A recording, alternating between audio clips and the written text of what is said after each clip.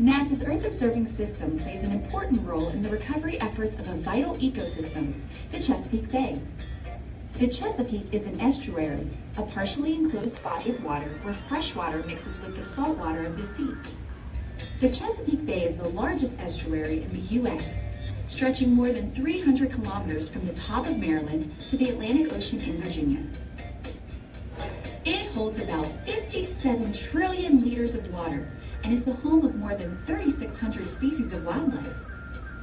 But human impact has changed the bay, and it isn't as healthy as it once was. To better understand those changes, bay managers monitor the Chesapeake, and that's where NASA helps. The agency is using satellites like Landsat, MODIS, and SeaLives to keep an eye on the bay, collecting data that scientists use to monitor its conditions. Scientists analyze the data to understand the changes and predict what might happen in the future. We monitor the satellite data over time to see how things are changing. Eric Brown de Colston is an associate research scientist with the University of Maryland, Baltimore County. He works at NASA's Goddard Space Flight Center. We have to develop a mosaic of the Chesapeake Bay watershed from Landsat. So we take 22 different images that we have to stitch them together, if you will. And that's kind of the base data. 4 centuries of population growth have crippled the bay, harming water quality and threatening the species that rely on clean water for survival. About half of the water in the Chesapeake Bay comes from the Atlantic Ocean. The other half drains into the bay from its enormous watershed, a 165,000 square kilometer area that covers parts of 6 states. This image was put together by hundreds of different images of Landsat. We're trying to put together a mosaic of this whole region over time. Most of the pollutants in the bay come from the watershed. The watershed acts like a huge funnel, collecting water from rain or snowmelt. Some of the water soaks into the ground. Some becomes runoff that collects contaminants as it drains downhill into the waterways that feed the bay. Watershed runoff carries pollutants from farms, suburban lawns, and wastewater treatment plants into 5 major rivers and eventually into the bay itself. Eric studies the land cover in this region. Land cover is the physical material at the surface of the earth. Land cover like marsh and forest is good for the bay. It acts as a filter, holding the pollutants away from the water. Land cover like pavement creates problems.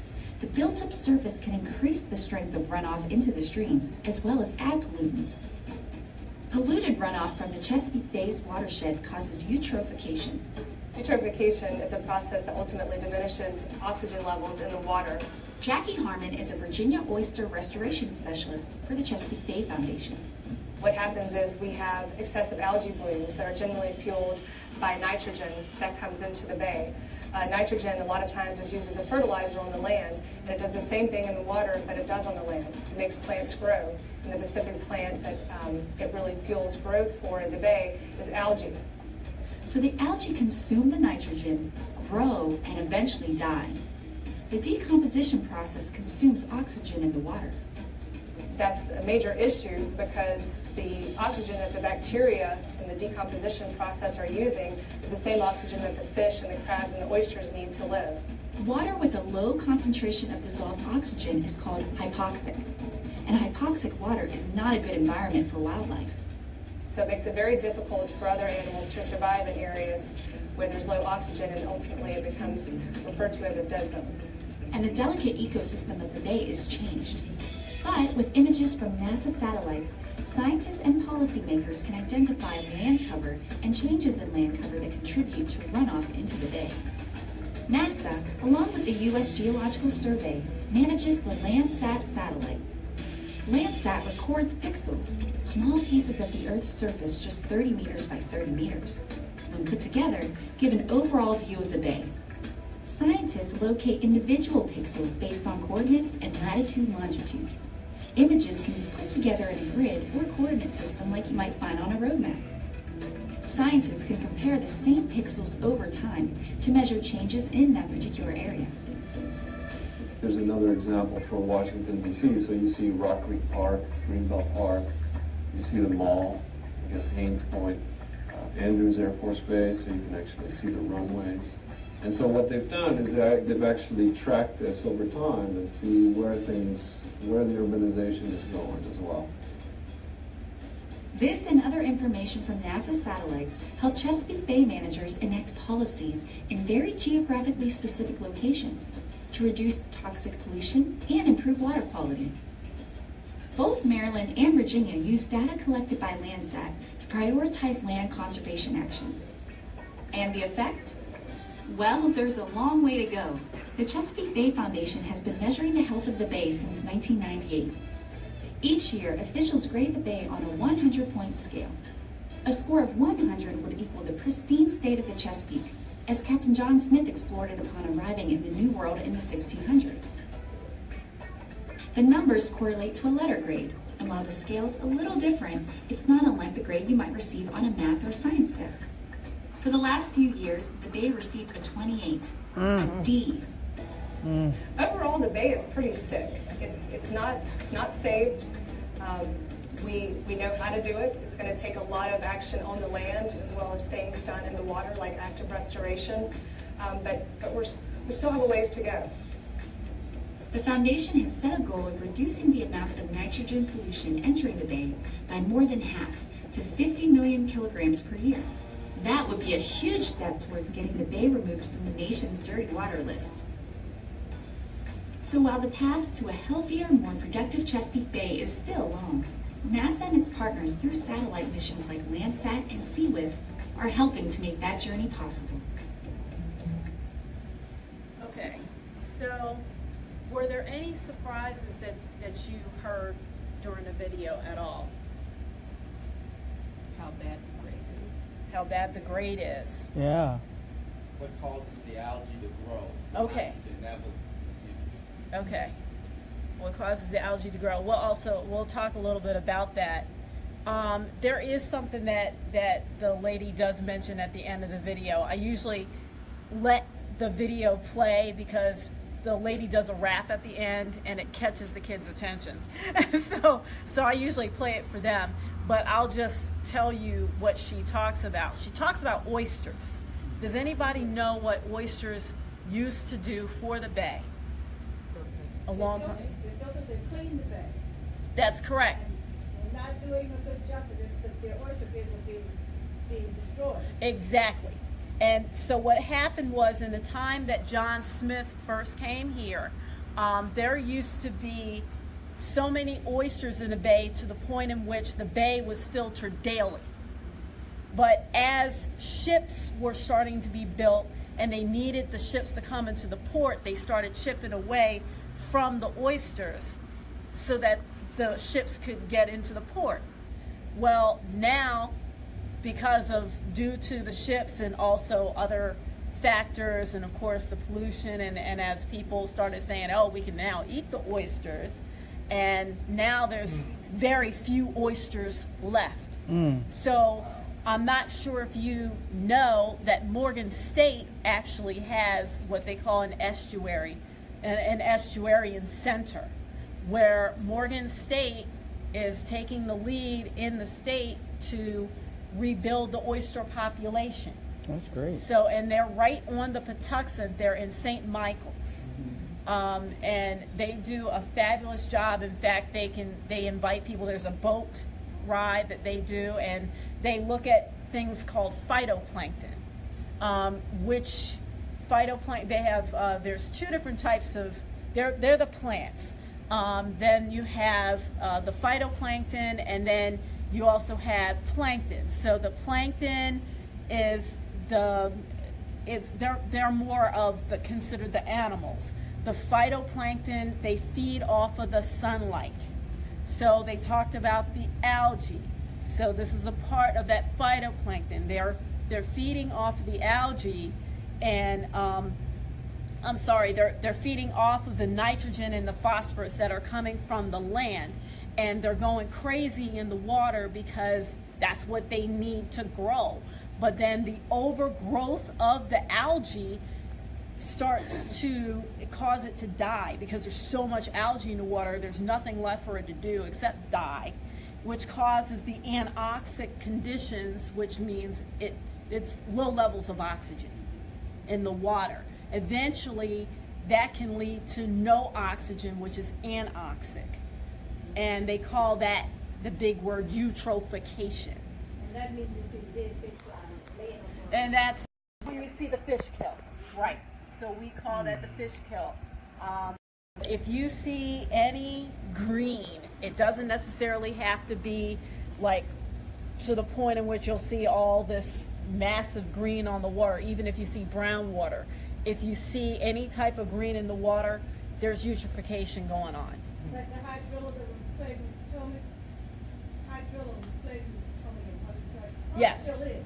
And boats, things couldn't go up and down because That is hydrilla was like, it's like a seaweed. kind of thing. exactly that's correct. Foreign thing came into the Potomac. Yes, and that's what we would call invasive. Invasive.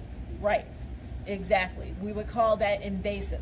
And in fact, there are some algae blooms. I just got an email from the aquarium just a couple days ago saying that they're now seeing brown type of algae in the water there. So there are some algae blooms that are forming in the inner harbor. So there is eutrophication going on there too. Our Facebook audience can't hear you. Oh, you have a Facebook one. Okay. You have an audience. Okay, so, I have a question. sorry, yes. Are there any restrictions right now on the amounts of oysters you can catch? That's a great question. It depends upon their size, and it's the same thing with crabs. That it depends upon the size of the crabs and depends upon the size of the oysters, whether or not that you can catch them.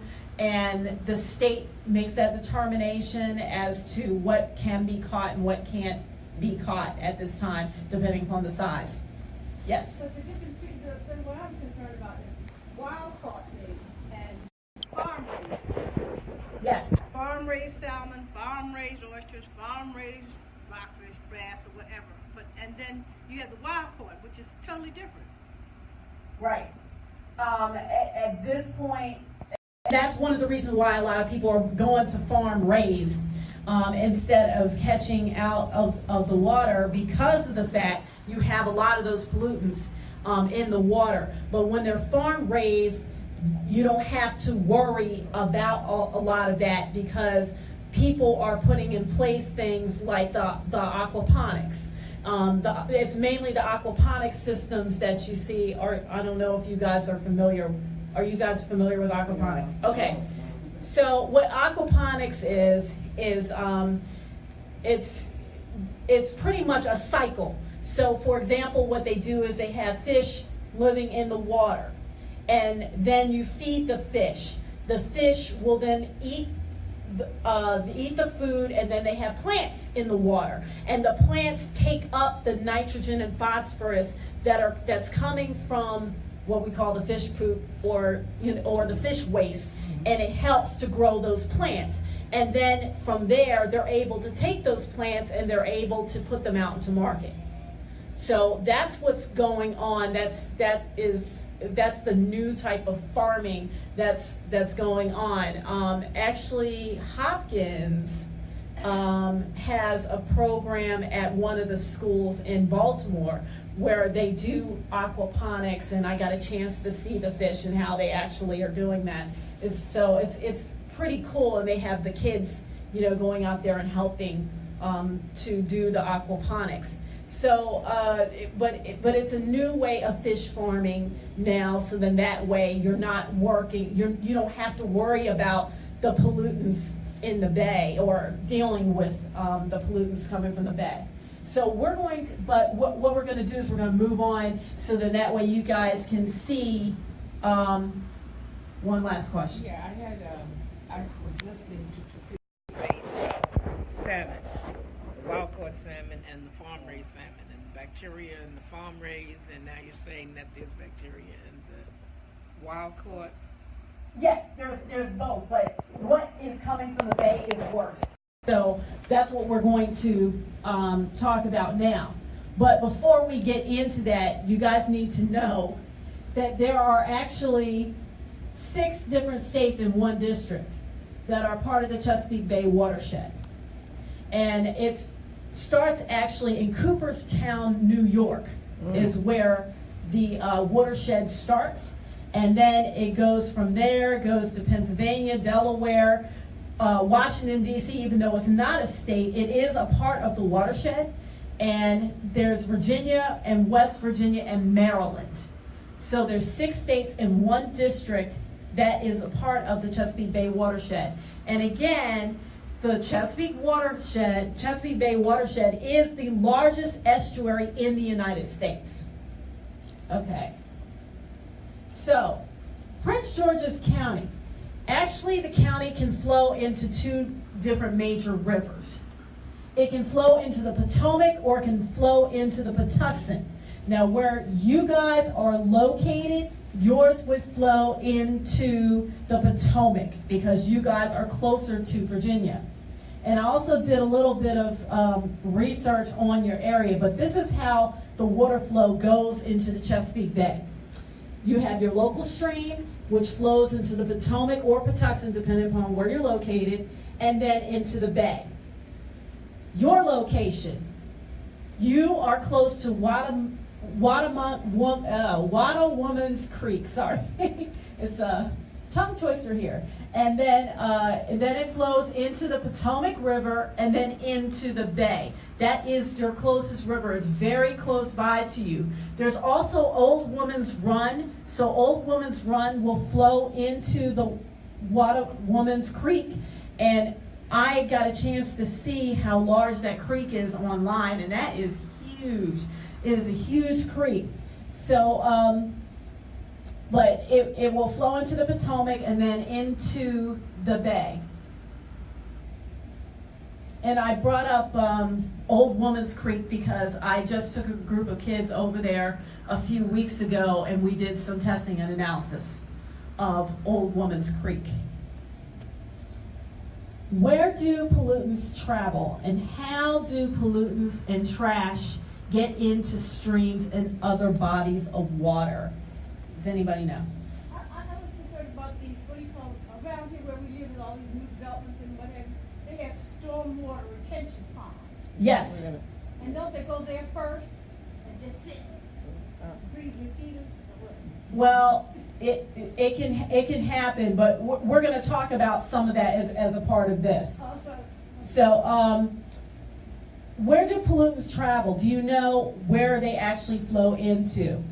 When pollutants and trash get into streams, how do they actually get into the streams? From the rainwater runoff. From the rainwater runoff, yes, but then it goes into a particular place first. How does it get into the streams? Okay. Sewer, okay. I thought I was waiting for the magic word, sewer, and I'm so glad that you said that because that's exactly what we're going to get ready to talk about. They're not sewers. They're storm drains. They run off into storm drains. There's a difference between sewers and storm drains. Okay? So, when the pollution is created in the Chesapeake Bay watershed, it negatively impacts your living in Prince George's County. Okay, so now we're going to talk about these storm drains. That's what they look like. Everybody's seen them, but everybody calls them sewers, and they are not. So that is how they actually get into streams. The storm drains go directly into streams. It does not get treated. None of this water gets treated. It goes directly into a stream. So that is the difference between a sewer versus a storm drain. Storm drains go directly into streams. Sewers will go to a wastewater treatment plant and get treated. So we're going to talk about both of those today. So now, pollutants travel from the land by stormwater. We're having a stormwater event today. It's just in a different form. It's just in the form of ice. And it runs into the storm drains that flow to local streams and then eventually into the Chesapeake Bay. So if you look at that storm drain up there, as you can see, it was actually stenciled. We call it a stenciling project. And the kids did that. So the kids in Baltimore City did a stencil project, and it's right outside of their school, so that they can just show people that we don't want the trash here, the trash doesn't go here, that this stuff is going into the Chesapeake Bay. So it's just a warning for people, just letting people know, it's a friendly reminder, hey, anything that goes in here is going to go eventually to the bay. So that's what they did in front of, that was a project they chose at their school. Nice. My son's school did that when they were in, 15 years ago when they were he was in 8th grade. The whole school, they did Hyattsville. Hyattsville and up to 12th grade. Nice. Great. Nice. Great. And that's, again, and this could be something that your church can also do too. As a project. So that's a different, yeah. We need a grant. That's another grant. That's another grant that you guys can do. There's a question over here. Yes. So if I'm following you correctly, our storm drains Yes. here in this part of the county actually are going to flow into the Potomac, since Potomac is closer. That's correct. And then Potomac to Patuxent and then via the Chesapeake Bay. Yeah. Yes. Yes. And the one other thing that I didn't get a chance to talk about is what is a watershed. So if you wouldn't mind just giving me my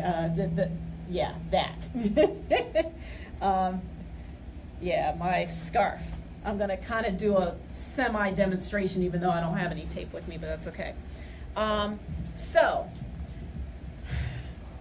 if I had a piece of tape, if I had a piece of tape, and I took the tape and I took it off of this scarf, what's going to be on the tape?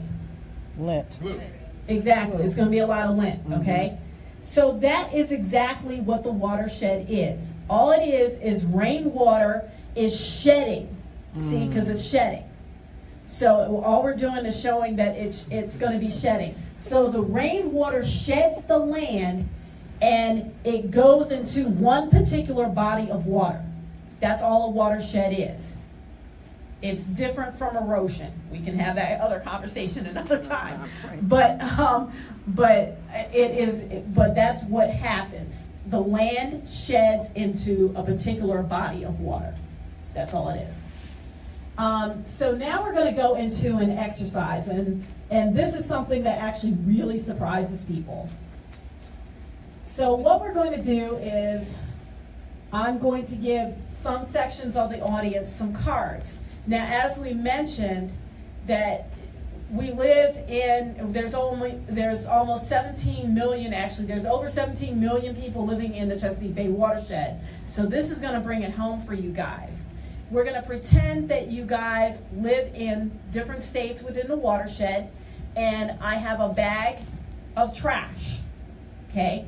So what we're going to do is we're going to pretend we all live on beachfront properties. Okay? Don't we wish? And you can make it as nice as you want to. You live in a $1 million mansion on a beach, okay? So that's what we're going to do. And then I'm going to give you guys a piece of trash, and then I'm going to ask you guys to throw it into the Chesapeake Bay. We're going to pretend all this is all the Chesapeake Bay, okay? So I have a question. Yes. I noticed a lot when the guys that are doing the lawns and sweeping up the leaves and whatnot, and they will sweep that waste down into the, what did you call it? Storm drains. Storm drains. It can actually, and that's actually a bad thing. So maybe what we can do is 2, 3, 4, 5. Okay, so each section can get one card. So each section just gets one card. Each row. Each row, yeah. Each row will just get one card. And then we can go around with a bag of trash, and then I can finish answering your question. Okay. Just take one piece of trash. Yeah, just take one piece. Each person takes one piece of trash. Okay? So what happens is that as they're sweeping the leaves, it's going to clog the storm drains, and then that causes a flood on the streets eventually if it doesn't get cleaned out. So that can foggy bottom every time it rains. We have flooding, because the drains get messed. Right. They exactly, and so. which again could be, you know, something else, that another grant that can be done. Okay, yes. So I'm finding now a lot of the storm drains that they have in my area are filled with rocks, so it's just really getting water. Is that really helping any? Is it just you know, the illusion that it's helping, because you can't really get trash and it's only liquid that can really go by because they're full of rocks? Yes, so they're using it as a filter. That's what they're trying to do, is they're using it as a filter. However, it only really helps with the water. It just slows down the water from going into the stream so quickly. That's why the rocks are probably there. And so, because what happens is during any type of rainstorm, the water rushes directly into the stream, which is really bad for all those little creatures that I told you about inside of the streams, of the local streams. And it causes a lot of sediment to rush through their habitat, which causes them to not have as much oxygen. So, I mean, I've been on field trips in which I've looked at these little insects and they're covered in sediment, which means that they can't even breathe. They have, you know, their gills are covered. And that's bad, because the EPA considers them a very important indicator for water quality. Can I ask you guys to hold some of your questions, because we're we're going over, and she's so interesting and she knows so much. So if we can just hold some of your questions. Okay, so now we're going to go into our little activities. So everybody has their trash. Yes. Okay, great. So what I'm going to ask you guys to do, if we can kind of have the people to come over, maybe I don't know if it's easier. Okay, so right over in this section and up the front, if we can just have everybody to throw their trash right around here, each person. And then I want you guys to kind of stand up and see what happens. And you're there? We're DC. West Virginia. Throw a lot of Delaware. Okay. Throw a lot from West Virginia, right? Okay. So what I want you guys to see what's over here. And think about 17 million people doing this every day. Wow. Okay? 17 million people can be doing this every day. What is the most type of trash that you see here? Plastic. Plastic, yes. This is exactly what you would mainly find in your streams. Can this be recycled? Yes. No. No. You can. Well, we're gonna hear from the recycle queen in a minute. But she's gonna tell you how. Okay. She's gonna tell you how. But Well, if you were to put this in just like a regular recycling bin, a lot of what happens is that it gets caught up in the conveyor belts, and so it can actually stop the process, right?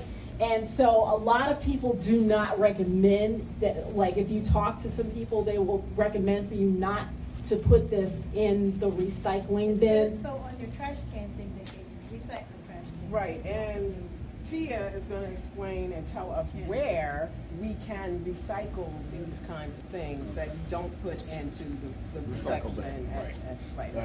Styrofoam.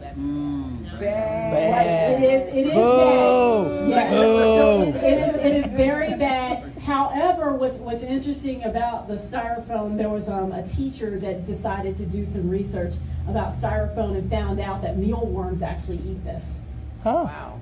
And they actually did a little project and got a prize from Morgan State for their research. And so it was a middle school class, by the way, that did this study. And so yes, you can get some mealworms and feed it to them. There's ways to there's better ways. But yes. just speaking of styrofoam, is not. No, it's not. But there are some places that can recycle styrofoam. Yes, I found there are, because I lived in Delaware and I was on the recycling team at Siemens Healthcare Diagnostics when I worked there. And we used to take all the styrofoam boxes and take it to that one particular site. There's a place in So, Crofton. I took it there. So. and caps. Usually these caps cannot be recycled. I was told by one of the trash places in Baltimore that they would prefer you to take off the caps and to throw them away. There is one place that I know of that we were taught at Siemens that can recycle caps. So we used to go around teaching people in our company, like, just take off the caps, and we used to recycle these separately. And it's a place in Pennsylvania that can recycle the caps. Well, why is there a difference between the plastic caps and the plastic? And that will be, Yeah. right, that'll be our expert here. Oh, okay. But anyway, I just wanted to kind of show you what most of these, most of the items that you would find Like this can't go in down here. in there because it'll get caught in the machine. Right. So, so if we can have somebody to put Clean it this back, up, yeah. babe. Okay, so what I wanted to just show you guys is just exactly what happens. You know, if you throw your trash. So now I'm going to show you the effects. These are some kids in Baltimore City. I have more minutes. Okay. So we have some kids in Baltimore City that were picking this up. These kids picked up 500 pounds worth of trash within 2 hours. Wow. And then their teacher said, oh, we want to do this again. And they did it again with another group of students, and same result. And this is what they found. Wow. So this type of pollution is called non-point source pollution. It means it comes from multiple sources, and it cannot be traced back to one single source. So that's what we call non-point source pollution, and that is the largest type of pollution that happens in the Chesapeake Bay. That kind of stuff the lady was talking about with the grass growing down there? From the blowing people, the lawn people? Yes, the fertilizers. For the sewage, so sewage, again, if you flush your toilet, you get water from your faucet, it's going to go into a wastewater treatment plant. And by the way, all that water gets reused. And a lot of kids are going, ew, it gets reused, ew! You know, so that's what I always hear in class. And even adults too. They're like, ew! So yes, it gets treated. That's the reason why they use the chemical treatments and they clean the water. I have a question. And if we can just hold off on the questions, because I only have like 5 more minutes. Sewage pipe. So now probably 3. Now 3. So sewage lines run underneath our local streams, and if the sewage line breaks, then all the contents will spill into the stream. That's bad. Which we call point source pollution, because it comes back from one source. You can trace it. So anything like the Gulf oil spill, that was considered point source pollution. Now, so the last thing that we're going to actually talk about are the pharmaceutical drugs. Pharmaceutical drugs are pollutants. And so we're going to also talk about some of the solutions, which is the reason why I put down solutions. You should never flush pharmaceutical drugs down a toilet or sink. Why? Because it goes back to this. They go, you know, if there's any type of sewage spill, it's going to go right into the streams and into the bay. So that's why we don't want that. Fact number 2, drug manufacturers also can, they are also guilty of dumping the drugs in there. Wastewater treatment plants have tested positive for drugs in the water in traceable amounts. All that means is that there were some traces, and it may not affect us personally. At least they haven't seen anything that has affected us yet. So that's the big word, yet. So again, so far it hasn't been found harmful to humans, but it has been harmful to the wildlife. And intersex fish have been found in most polluted areas in the Potomac River, which means that they change sexes. They can go from male to female. So that is what the pharmaceutical drugs have done. Here's some solutions. So we talked about disposing them in the trash or a designated pharmacy or health facility, and again about the whole intersex fish. Now, Baltimore's drug problem, because yes, Baltimore has been seeing this too. What they did was they did a study in the streams, 2 of the streams that my kids have actually been in and tested, and traceable amounts of amphetamines have been found in 2 major streams. Wow. No algae has been found growing in the streams as a result. Wow. Stream insects have evolved into adults at a faster rate because of this.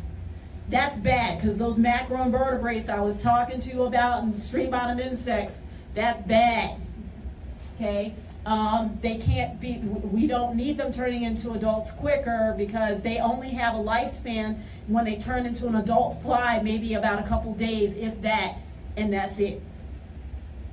So, I was going to go into the whole reducing runoff, but I know that we're pretty much out of time.